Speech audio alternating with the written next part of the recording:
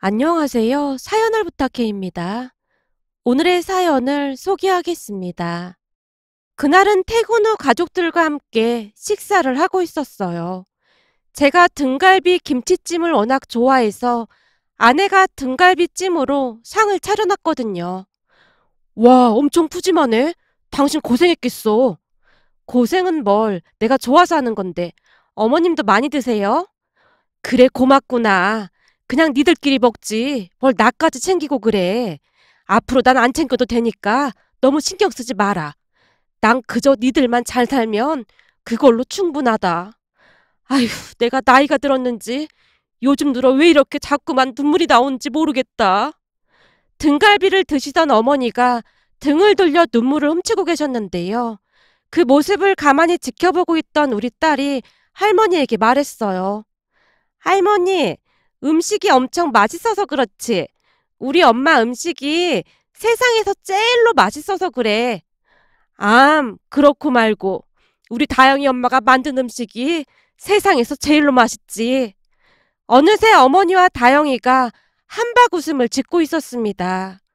그 모습을 아내와 제가 흐뭇하게 바라보고 있었고요.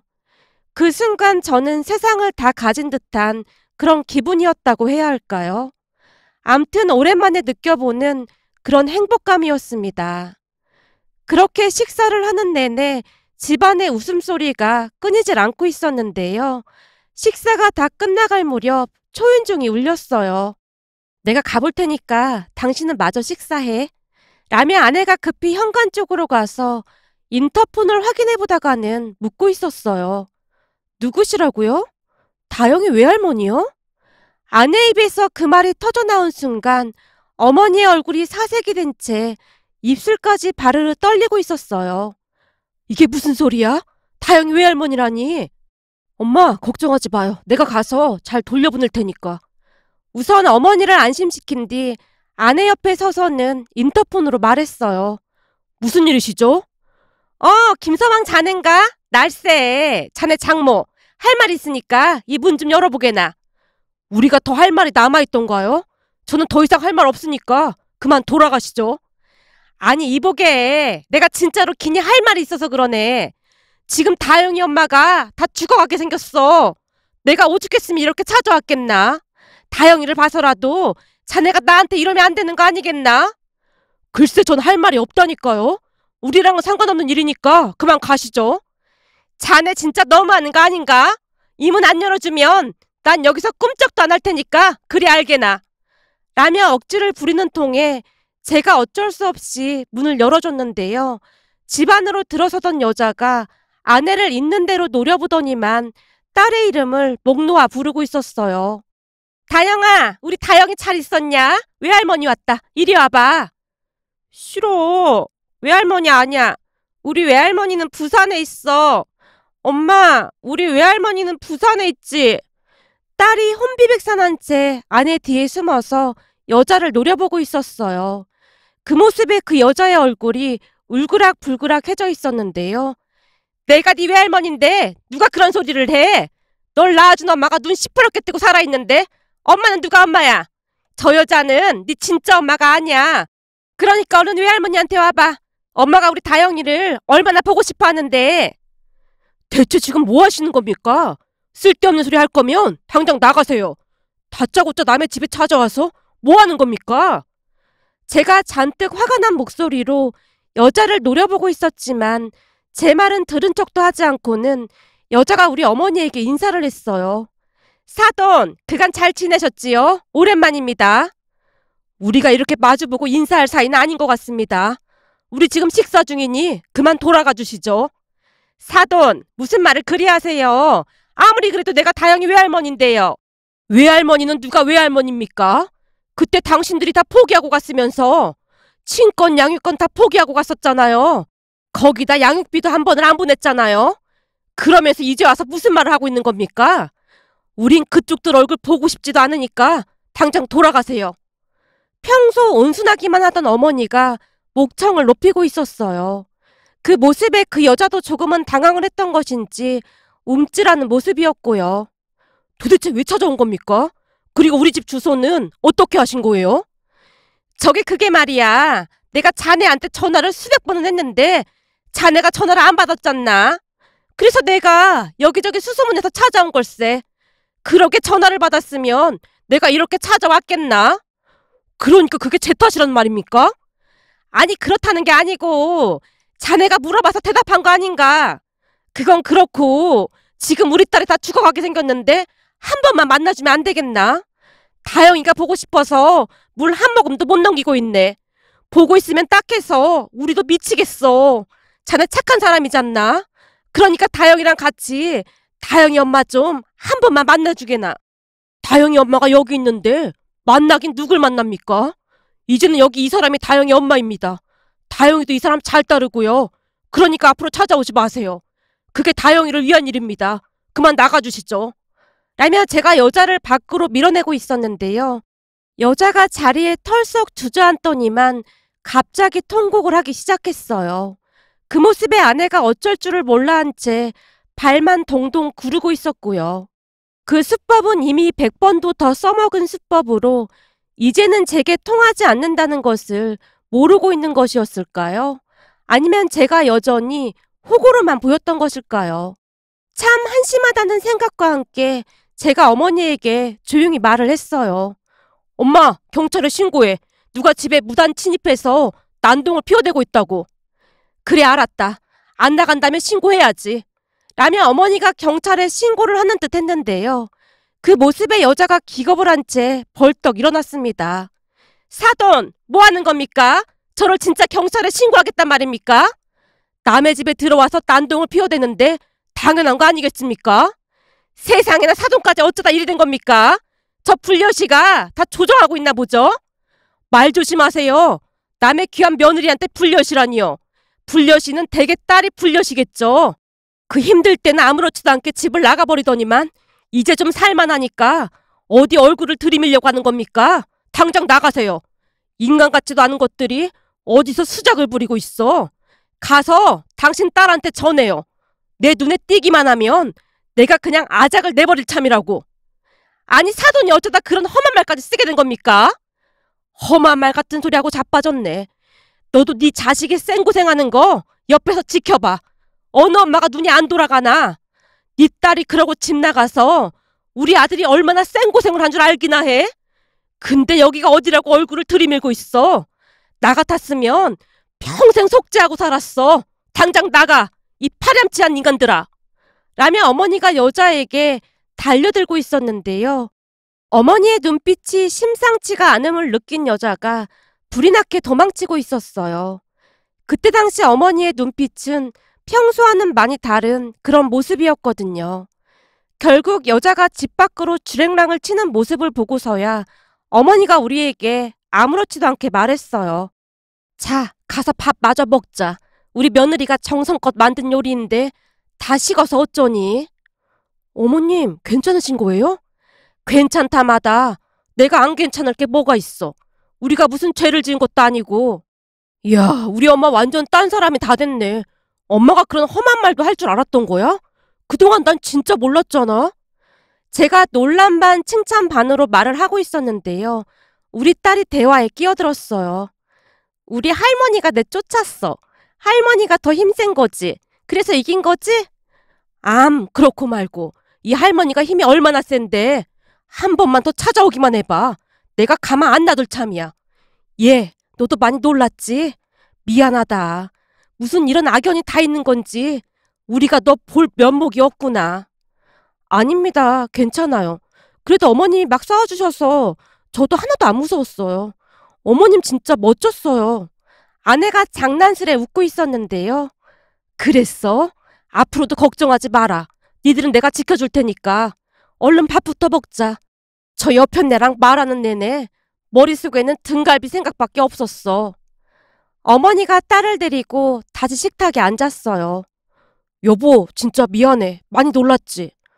조금 놀라긴 했는데 이미 이럴 줄 알고 있었던 건데 뭐. 사실 몇 달 전부터 계속 전화를 걸어왔었는데 내가 차단도 하고 모르는 번호는 전화를 안 받았거든. 아무리 그래도 집까지 쫓아올 줄은 진짜 몰랐어. 정말 미안해. 괜찮다니까. 얼른 밥부터 먹자. 라며 아내가 제 등을 토닥여줬습니다. 그런 아내의 모습에 눈물이 나올 정도였는데요. 사람이 죽으라는 법은 없다고 했던가요? 최악의 첫 결혼 생활을 끝내고 지금의 천사 같은 아내를 만났습니다. 첫 결혼 생활이 얼마나 지옥 같았던지 지금은 퇴근하고 집 현관문을 열면 마치 천국으로 들어가는 듯한 그런 느낌이랍니다. 전 아내와는 제가 대학을 졸업하자마자 만났는데요. 대학을 졸업하고 취업이 안 돼서 카페에서 아르바이트를 하다가 만났습니다. 전 아내는 고등학교를 졸업하고 몇 년 동안이나 아르바이트만 전전했다고 했어요. 나이는 저와 1살 차이가 났는데요. 결혼해서 사는 동안 한 10살 차이는 나는 듯한 그런 느낌이었어요. 한마디로 철이 없어도 너무 없었거든요. 사귀게 된 것도 전 아내가 계속해서 쫓아다녀서 사귀게 되었어요. 그때 당시 저는 취업 준비도 함께 하고 있었기에 많이 바빴습니다. 그래서 처음에는 전 아내에게 관심조차도 없었고요. 하지만 전 아내는 막무가내로 저를 따라다녔습니다. 따라다닌 정도가 아니라 사귀자고 울고불고 난리도 아니었다고 해야 할까요? 전 아내가 얼굴은 예쁘장하게 생긴 편이었기에 제가 거절을 할 때마다 친구들이 저를 비난하기도 했어요. 야, 네가 뭐 잘난 게 있다고 그러냐? 내가 보기엔 얼굴도 예쁘고 너한테는 과분하구만. 네가 모태 솔로라 모르나 본데 저 정도 얼굴이면 상위 클래스야. 라는 말까지 했거든요. 결국 어느 순간 저도 뭐에 홀린 것 마냥 전 아내와 사귀게 되었는데요. 나처럼 볼품없는 사람을 왜 좋아해 주는 걸까 하는 생각이 들었거든요. 전 아내는 애교가 엄청 많은 편으로 시간이 가면서 제가 더 좋아하게 되었던 것 같네요. 제 성격이 한번 뭔가에 빠지게 되면 끝장을 보는 그런 성격입니다. 그랬기에 전 아내에게 더욱 푹 빠질 수밖에 없었고요. 그러던 중 전 아내가 임신을 하게 되었고 취업도 하지 못한 채 부랴부랴 결혼을 하게 되었습니다. 물론 제 잘못이 제일 큰 건 저도 잘 알고 있습니다. 그래서 그 모든 것을 책임지려고 했던 거였고요. 하지만 전 아내와의 결혼 생활은 최악 중에 최악이었습니다. 우선은 전 아내의 부모님이 저를 많이 못마땅해 했어요. 그건 저도 충분히 그럴 수 있다고 생각을 합니다. 그때 당시에는 제가 취업 준비 중이었기에 제대로 된 직장을 잡지 못한 채 급한 대로 물류센터나 일용직 아르바이트를 하고 있었거든요. 임신을 했다는 말에 억지로 결혼을 허락한 전 장인 장모님은 저를 대놓고 무시했어요. 어느 날은 아내가 몸이 좋지 않다면서 처가에 가 있겠다고 했습니다. 몸이 좋지 않다는 말에 미안한 마음이 들어 부랴부랴 짐을 싸서 처가로 갔는데요. 저를 보자마자 전 장모님이 쏘아붙였어요. 어떻게 했길래 몸이 안 좋다고 해? 능력도 없는 너 같은 인간한테 눈 딱 감고 우리 딸을 보냈는데 이따위로 할 거야? 너 취업은 어떻게 됐어? 죄송합니다. 지금 열심히 알아보고 있습니다. 전 아내와 가족들에게 그저 죄인이라는 생각만 들었기에 항상 굽신거리기만 했습니다. 남의 귀한 딸 데리고 갔으면 책임을 져야지. 언제까지 그러고 있을 거야? 몇 달 안에 취업 못하면 우리 딸 데리고 올 테니까 그런 줄 알아. 네, 알겠습니다. 최선을 다하겠습니다. 제가 잔뜩 긴장한 채 대답을 했지만 제 말은 들은 척도 하지 않고 전 장모님이 전 아내에게 물었어요. 딸, 밥은 먹었어? 아직 못 먹었어. 엄마 나 매콤한 떡볶이가 먹고 싶어. 떡볶이 만들어줘. 좋은 거 놔두고 떡볶이가 뭐야 떡볶이가. 몰라. 난 순대 떡볶이 이런 게 막 땡기는 거 있지. 싸구려 음식만 땡긴다고 하는 거 보니 지 아빠랑 쏙 빼닮았나 보네. 맞아. 그런가 봐. 난 평소에 그런 음식 별로 안 좋아했었잖아. 근데 요즘은 그런 음식이 막 땡기는 거 있지? 엄마 말대로 이 유전자가 무시를 못하나 봐. 어쩜 그런 싸구려 음식만 땡기는지 모르겠어. 아내가 한술 더 떠서 떠들어대고 있었어요. 그 모습에 기분이 상할 대로 상했지만 그냥 다 제 잘못이다 하고 참으려고 노력했습니다. 잠시 후 전 장모님이 식사 준비를 마치고는 아내에게 말했어요. 내가 너 온다고 해서 삼계탕 끓여놨으니까 우선 이거 먹고 이따가 떡볶이 해줄게. 알았어. 근데 왜 내 것만 있어? 저 사람도 밥 안 먹었는데? 너 나 잘 챙겨 먹을 생각해. 네가 지금 남 걱정할 때야? 라며 저를 있는 대로 노려보더니만 전 장모님이 귀찮다는 듯이 외쳤어요. 집에 컵라면 하나 있는데 그거라도 줘? 전 장모님의 말에 정이 뚝 떨어져서 그냥 괜찮다고 말하려고 했지만 그랬다가는 또다시 괜한 소리를 들을까 싶어서 최대한 밝은 표정으로 제가 말했어요. 네, 장모님. 저는 아무거나 괜찮습니다. 너는 지금 웃음이 나와? 성격 한번 좋아서 참 좋겠다. 내 말 잘 들어. 지금 너한테는 이 컵라면도 아까워. 알았어? 라며 전 장모님이 컵라면에 물을 부어줬어요. 그 말을 듣는데 내가 여기서 왜 이런 대접을 받아야 하나 하는 생각과 함께 서러움이 복받쳐 올라왔습니다. 눈물이 나오려는 것을 꾹 참고 컵라면을 먹고는 그곳을 나왔는데요. 왜 그리도 눈물이 나오던지 한동안 눈물만 흘렸던 것 같습니다. 그 뒤 저는 빨리 취업을 하기 위해 가고 싶었던 것보다 한참 낮춰서 이력서를 넣었고 한 중소기업에 취업을 하게 되었습니다. 하지만 월급이 많진 않았기에 전 아내는 늘 불만이 많았는데요. 그래도 서울에 있는 대학을 졸업했다고 하길래 내가 꼬신 건데 지금 보니 그런 데 나와도 별 볼 일도 없구만. 그 월급 받아서 셋이 어떻게 먹고 살아. 그리고 어디 가서 말하기도 그렇잖아. 그니까 대기업에 들어가란 말이야. 전 아내뿐만 아니라 전 장모님도 하루가 멀다 하고 저를 달달 볶아댔습니다. 어디 능력도 없는 게 우리 딸을 데려가서 이 고생을 시키고 있어. 생각 같아서는 당장 이혼시키고 싶은데 참고 있는 거야. 라는 막말을 쏟아냈거든요. 그것뿐만이 아니었는데요. 전 아내와 전 장모님은 우리 어머니께도 직접 전화해서 막말을 일삼았습니다. 사돈, 아들이 능력이 없으면 집안에서라도 좀 도와줘야 하는 거 아닙니까? 그 쥐꼬리만한 월급으로 새 식구가 어찌 살라는 겁니까? 그러니 사돈이 좀 도와주세요. 죽을 때 돈 싸질러 갈 것도 아니고 부모 좋다는 게 뭐겠어요. 라는 막말까지 했거든요. 그 바람에 우리 어머니는 전 아내 전화만 오면 심장이 두근거린다는 말을 할 정도였어요. 그럼에도 불구하고 아내가 임신 중이란 이유 하나로 저는 꾹 참았습니다. 그런데 출산을 하고 몇 달이나 지났을까요? 전 아내가 우리 어머니께 딸을 맡긴 뒤 집을 나가버렸습니다. 그때부터 우리 어머니가 올라오셔서 딸을 돌보게 되었고요. 그 뒤 전 아내는 친권, 양육권까지 다 포기한 채 이혼을 요구했어요. 그때쯤은 저도 질릴 대로 질린 상태였기에 기꺼이 이혼을 해줬고요. 저와 이혼을 한 전 아내는 전 장모님의 소개로 한 남자와 재혼을 했다고만 들었어요. 어느 날 전 장모님이 제게 전화를 해왔거든요. 너 내 말 잘 들어. 우리 딸 이번에 돈 많은 남자랑 재혼하니까 앞으로 절대 연락하지 마라. 내 말 무슨 말인지 알겠어? 걱정하지 마십시오. 이혼한 마당에 제가 연락할 게 뭐가 있겠습니까? 제가 불쾌하다는 듯이 말을 하고 있었는데요. 그냥 흘러듣지 말고 잘 들으란 말이야. 혹시나 다영이 일로 전화라도 할까봐 내가 걱정돼서 이러는 거 아니야. 친권, 양육권 다 포기하고 갔는데 제가 연락을 할 리가요. 그 사람이나 앞으로 우리한테 연락하지 말라고 하시죠. 뭐야? 네가 지금 나랑 한번 해보자는 거야? 이번에 들어온 우리 사이는 우리한테 매달 돈도 붙여준다고 하고 너랑은 차원이 달라. 거기다 얼마 전에 우리 집 냉장고부터 세탁기까지 다 바꿔줬거든. 너 같은 무능력한 사람만 보다가 능력 있는 사이 보니까 얼마나 좋은지 모르겠어. 암튼 앞으로 절대 우리 딸한테 연락하지 마. 연락했다가는 내가 가만 안 둘 참이니까. 라며 전화를 끊어버렸어요. 그렇게 들려오는 소문으로는 전 아내가 무려 17살이나 차이나는 돈 많은 남자와 재혼을 했다고 했습니다.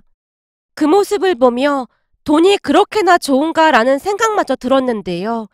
제가 보기엔 가족 전체가 돈에 미쳐있는 것 같아 보였거든요. 그렇게 저는 딸을 키우면서 힘든 시간을 보내고 있었습니다. 그런데 이런 걸 기적이라고 해야 할까요? 그게 무슨 말이냐고요? 전 아내와 이혼을 하고 난 뒤부터 제 인생이 180도로 달라지게 되었거든요. 어느 날 고등학교 친구를 우연히 만나게 되면서 제 인생에도 광명이 찾아왔어요. 그 친구는 많이 변해 있었는데요.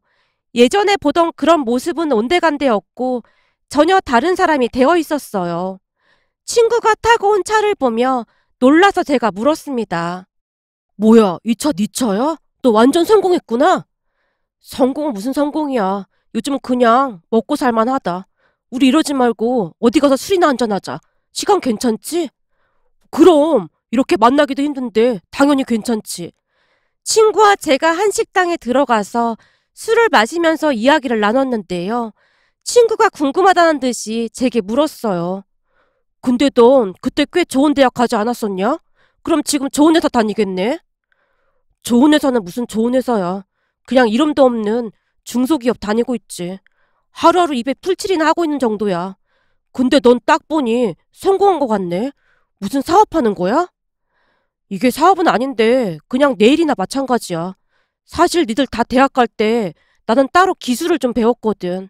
너도 알다시피 내가 공부에는 영 소질이 없었잖냐. 그래서 고등학교 졸업하자마자 우리 작은아버지 따라서 노가다판에서 일 배웠어. 노가다판? 거기서 무슨 일을 하길래 성공한 거야? 지금은 포크레인 타고 있어. 처음에는 공사장 잡부부터 시작해서 일을 배웠는데 지금은 포크레인 자격증까지 따서 그 일하고 있거든. 나 그거 배워서 진짜 열심히 살았다. 아, 포크레인? 그게 돈이 그렇게나 많이 되는 거야? 이게 잘만 배워두면 완전 괜찮지. 넌 잘 모르겠지만 요즘은 대학 졸업한 사람들도 이 포크레인 배우겠다고 하는 사람이 진짜 많다. 처음에는 스페어 기사로 포크레인 타다가 돈 벌어서 내 차 사면 그때부터는 일반 회사에서 받는 거랑은 월급 자체가 다르거든. 작업복 입고 추리하게 다니다가 어디 한번 외출할 때는 나처럼 이렇게 다니는 사람들이 한둘이 아니야. 넌 그런 생각을 어떻게 한 거야? 난 네가 진짜 부럽다. 넌 대학까지 졸업해놓고 내가 부럽긴 뭐가 부러워. 말도 마라. 나도 내가 대학만 졸업하면 막 성공할 줄 알았는데 살아보니 그것도 아니더라.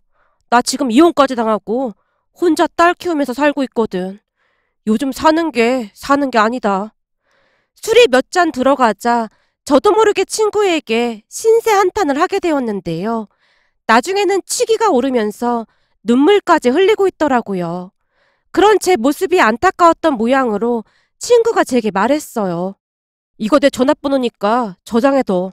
그리고 너 지금도 늦은 거 아니니까 혹시 이 포크레인 배우고 싶으면 나한테 말만 해. 내가 도와줄 테니까.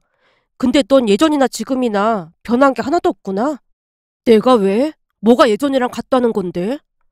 너 예전에 공부도 잘하고 그랬는데 친구들한테도 참 잘했잖아. 형편 안 좋은 친구들 보면 그냥 지나치지 못하고 그랬잖아. 나뿐만 아니라 다른 친구들도 다 기억할걸? 내가 그랬었나? 난 기억도 잘 안 나는데. 암튼 넌 항상 긍정적인 친구였는데 네가 힘들게 사는 거 보니까 내 마음도 안 좋다. 너만 괜찮다면 내가 도와줄 수 있는 건 다 도와줄 테니까 혹시 생각 있으면 나중에 연락해. 잘만 배워두면 회사 다니는 것보다 훨씬 나을 거야. 근데 이것도 3D 업종이라 싫어하는 사람들도 많긴 해서 내가 웬만하면 권하지 않는데 너는 그래도 말이 통하는 친구니까. 라며 친구가 제게 많은 이야기를 들려줬습니다.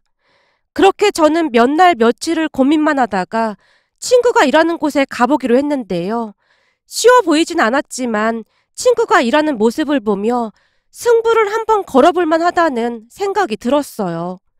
그때부터 포크레인 자격증을 따기 위해 회사에서 일을 하면서 중장비 학원에 등록도 하고 정말 미친 듯이 열심히 살았습니다. 그 뒤 자격증을 따고 그 친구 밑에서 보조기사로 열심히 일을 배우기 시작했는데요. 처음에는 모든 것이 낯설어서 힘들 수밖에 없었지만 그럴 때마다 친구가 잘 도와줘서 다른 사람들보다 더 빨리 적응을 할 수 있었어요. 지금은 제 실력에 친구도 많이 놀라워하곤 하는데요. 공사장에서 제가 작업을 하는 모습을 보고 감탄을 하기도 한답니다. 포크레인 일 중에서도 그 어렵다는 터널 공사도 큰 무리 없이 해내고 있거든요. 덕분에 불러주는 곳이 많아 지금은 중소기업을 다닐 때보다, 아니 대기업 직원들보다 훨씬 더 많은 돈을 벌고 있고요. 그러다 어느 날은 친구가 저를 따로 불러서는 조용히 말했어요.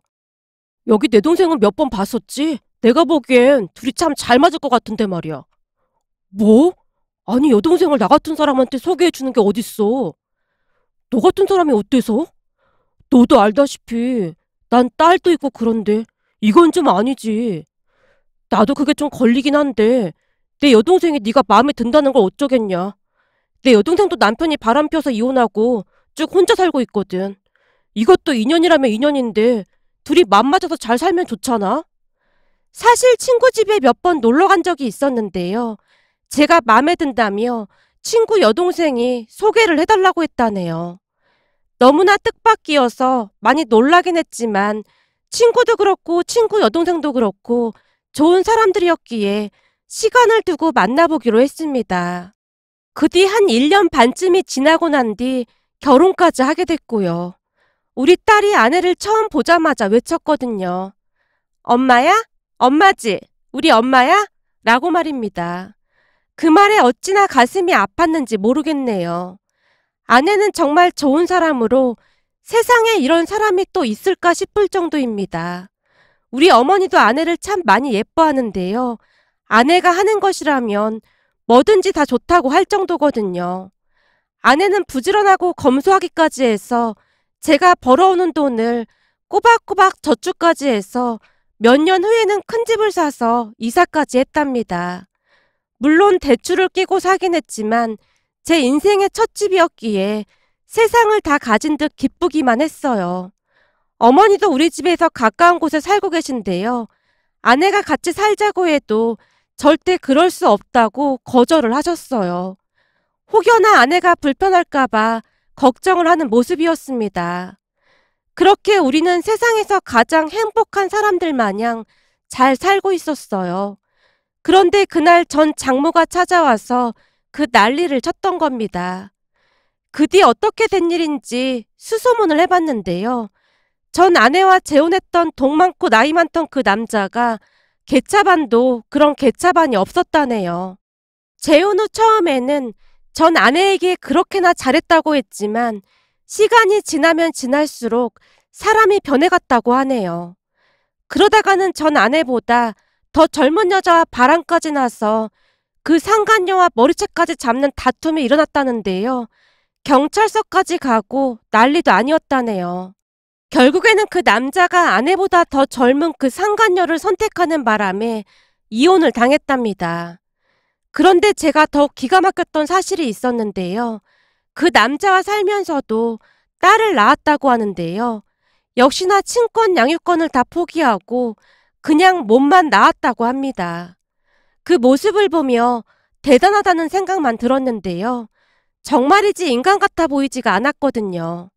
전 장모 말로는 전 아내가 저와 다시 합치고 싶어 한답니다. 어느 날 퇴근하고 집에 들어가고 있었는데요. 아파트 입구에서 전 장모가 기다리고 있다가는 제게 달려와서 말했거든요. 우리가 다 미안하네. 우리 딸이 그 못된 인간이랑 살아보니 자네가 너무 생각나더라는 거야. 시간을 돌릴 수만 있다면 그때로 되돌아가고 싶다고 난리도 아니네. 우리 딸도 재혼했다가 다시 이혼했고 자네도 지금 재혼했으니까 다시 이혼만 하면 둘이 똑같은 상황 아니겠나? 다영이한테도 친엄마가 더 낫지 않겠나? 거기다 자네 지금은 돈도 잘 번다면서. 그러면 더 이상 싸울 일도 없고 그럴 거 아냐. 그러니 잘 좀 생각해 주게나. 뭔 말도 안 되는 소리를 하고 있는 겁니까? 당신들 얼굴 보는 것만으로도 역겨우니까 다시는 제 앞에 나타나지 마세요. 말 같은 소리를 해야 들어주지. 한 번만 더 찾아와서 이러면 다시 경찰에 신고할 거니까 그런 줄 아세요. 제발 우리 딸 좀 살려주게나. 지금 다 죽게 생겼어. 내가 오죽하면 이러겠나. 그건 저랑은 상관없는 일이니까 그만 돌아가세요. 악연도 이런 악연이 없네요. 진짜 지긋지긋합니다. 라며 제가 전 장모를 노려본 채 집으로 들어가 버렸는데요.